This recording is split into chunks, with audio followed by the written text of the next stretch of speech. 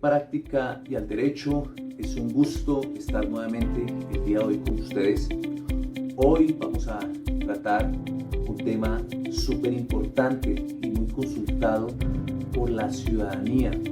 Algunos abogados ya sabrán sobre este tema, pero la ciudadanía hoy día requiere del conocimiento más adecuado sobre la protección a sus derechos. Y esto es, ¿qué se puede hacer cuando ya ha salido una sentencia, está ejecutoriada o era un proceso denominado de única instancia y no saben qué hacer frente a esa decisión? Entonces, a grosso modo, vamos a tratar este tema tan importante. Vamos a empezar. Debemos decirle, para poner en contexto a la ciudadanía en general, que existen dentro de las sentencias que emiten los jueces de la República, hay dos eventos. Unas sentencias que se denominan sentencia de única instancia o sentencia de primera instancia. Cuando se habla de sentencia de única instancia, es que esa decisión que profirió ese juez o tribunal no admite una apelación. Es decir, que esa sentencia se vaya a otro juez para que éste evalúe si esta sentencia fue expedida conforme a derecho o no. Razón de ello es denominado sentencia de única instancia. ¿Por qué hago claridad en ese sentido? Algunos abogados conocen sobre este asunto, pero la ciudadanía no. Sentencia de única instancia no admite recurso de apelación para que vaya a un segundo juez para evaluar. Y las denominadas sentencias de primera instancia pues son aquellas que admitan una segunda instancia. Esto ya ha sido tratado por innumerables asuntos de constitucionalidad en revisar si todas las sentencias deberían ser establecidas en segunda instancia por efecto de la doble instancia constitucional que se establece en los procesos. Ya esto ha sido tratado y no voy a entrar en detalles porque ya, según la naturaleza y permisión legal, hay unos procesos que son procesos de única instancia y no se pueden cambiar.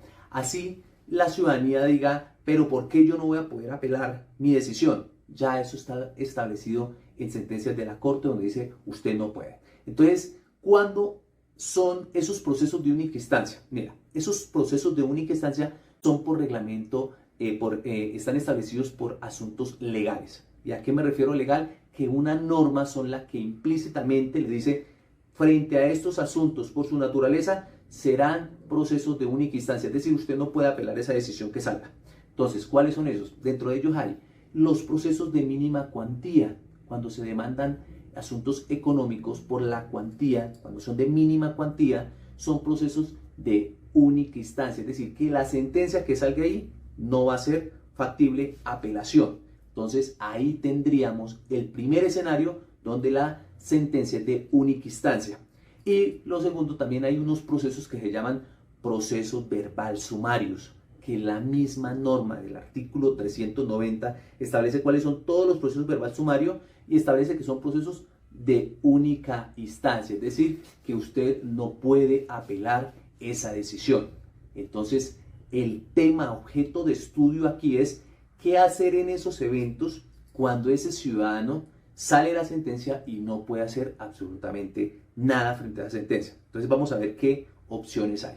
Mira, lo primero que debo de decir a toda la ciudadanía en general es que existe un principio legal y constitucional de que todas las decisiones se enmarcan bajo un aspecto legal, constitucional.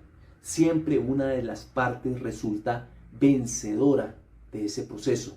Una gana, otra pierde. Razón de ello debemos en parte aceptar que nosotros los abogados, a pesar de iniciar un proceso judicial, no va a ser posible ganarlo en ciertos eventos, ¿sí? Entonces nunca se puede inicialmente asegurar sobre ese aspecto de ganar un proceso. Razón de ello, tenemos que entender que una sentencia es una sentencia acorde a las normas legales. No toda decisión es ilegal. Entonces, partamos de eso, de que la opción que voy a dar aquí no es una opción que opere para todas las sentencias o todos los procesos. Hay que entrar a un análisis y a una evaluación si esa sentencia de única instancia o ejecutoriada, que ya se encuentre ejecutoriada esa sentencia, es posible, por así decirlo, en palabras castizas, empezar nuevamente un nuevo proceso, entrar a revisar esa decisión. Entonces, hago la claridad que no toda es ya con un enfoque de un abogado. Revisen si esa decisión es factible de que pase a un segundo análisis, que ya voy a entrar a decirles cuáles son esos pasos subsiguientes sobre los cuales esa persona puede entrar a revisar esa sentencia. Entonces, recuerden, las sentencias que vamos a tratar son sentencias de única instancia, sentencias de única instancia, sí, y las sentencias debidamente ejecutoriadas. Ejecutoriada es que ya salió la decisión y ya no hay nada que hacer, sea que haya sido apelada o no, ya quedó en firme, ya resolvieron sobre esa situación.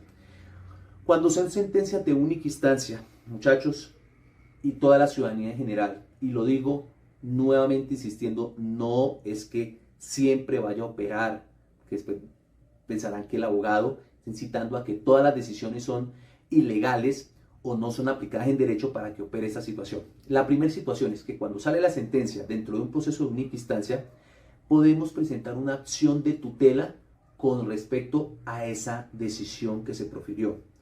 Una sentencia de tutela, una tutela no es fácil de ganar frente a una sentencia que se dio dentro de un proceso declarativo, un proceso verbal sumario, en el que sea, un proceso ejecutivo. No es fácil. Tiene que tener una estructura constitucional para que no solamente entre a ese análisis de esta sentencia, sino que entre análisis también de la tutela si cumple con unos requisitos.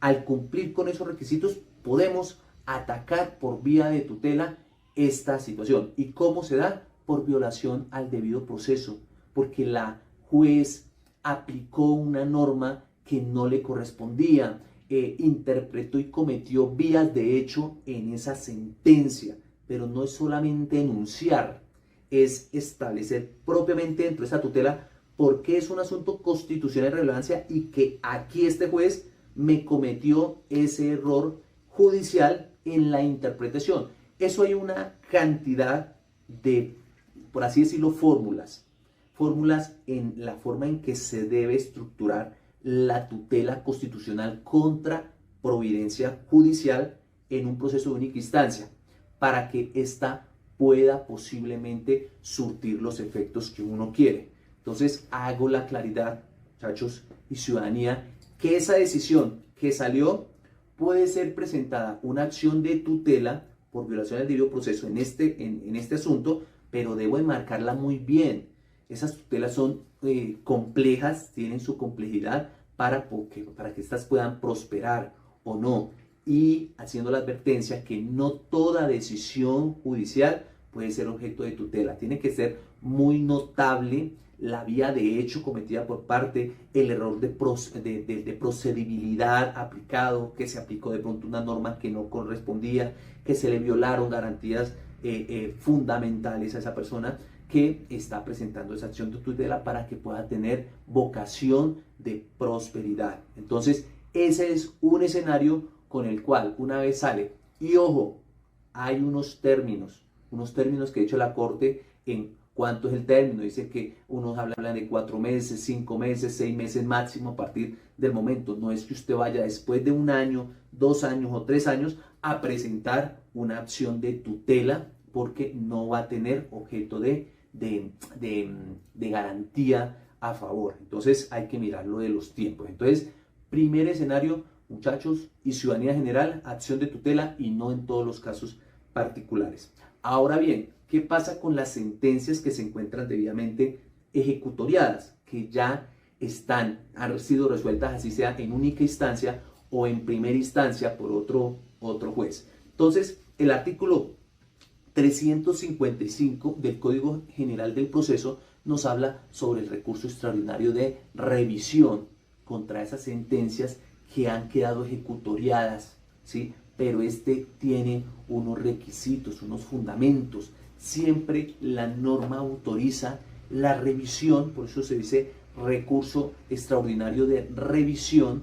¿Por qué? Porque busca revisar esa sentencia que se profirió en determinado momento, pero debe cumplir con unos presupuestos. Vamos a enunciar y a leer unos así como para que tengan un poco de claridad a qué me hago referencia. Dice que la primera causal para invocar es haberse encontrado después de pronunciar la sentencia,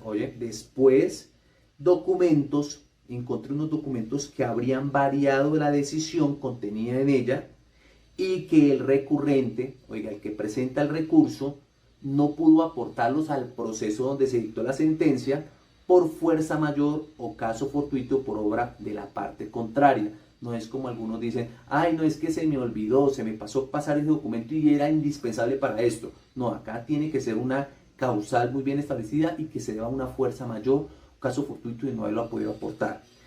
La segunda causal es haberse declarado falsos por la justicia penal documentos que fueron decisivos para el pronunciamiento de la sentencia recurrida.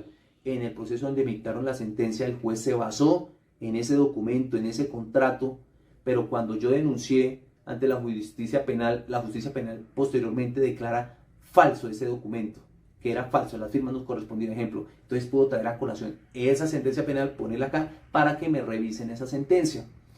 Tercero, haberse basado la sentencia en declaraciones de personas que fueron condenadas por falso testimonio en razón de ellas. Declararon y le creyeron el testimonio a todos los testigos que presentó alguna de las partes. Y se le abrió una denuncia por falso testimonio y allá salieron condenadas por haber dicho acá cosas que no era, porque acá no correspondían a la realidad. Entonces cojo yo esa sentencia, la traigo acá y así. Y así sucesivamente, muchachos, encontramos 9 causales más. Esa sentencia que fue una vez en firme o ha quedado en firme conlleve a una revisión. Por eso se llama recurso extraordinario de revisión. Esto, ciudadanía general, es simplemente leer y ver si esa causal se establece. Recuerde que este recurso extraordinario de revisión no lo puede presentar cualquier persona. Tiene que ser un abogado titulado para efectos de que presente respectivamente la causal y el recurso como tal. No lo puede hacer una ciudadanía porque tiene también unos parámetros establecidos dentro de la forma en que se elabora un recurso extraordinario de revisión. Entonces, de esta forma, dejo abierta la situación de poder utilizar estos mecanismos, pero cada quien sabrá a través de su asesor si ese recurso o esa tutela tiene vocación de prosperidad o no, porque recordando, todas las decisiones se suponen dictadas legalmente y constitucionalmente, pero pueden ser objeto de revisión o de acción constitucional cuando se cometen unas vías de hecho sobre estas. Entonces, esas serían el escenario sobre el cual que no queda cerrada la posibilidad, pero tampoco una abierta totalmente para que pueda defender los derechos dentro de estas acciones. Entonces, mis amigos de Práctica del Derecho, dejo hasta aquí el tema para que lo puedan analizar y espero que haya sido de gran ayuda este video. Muchas gracias.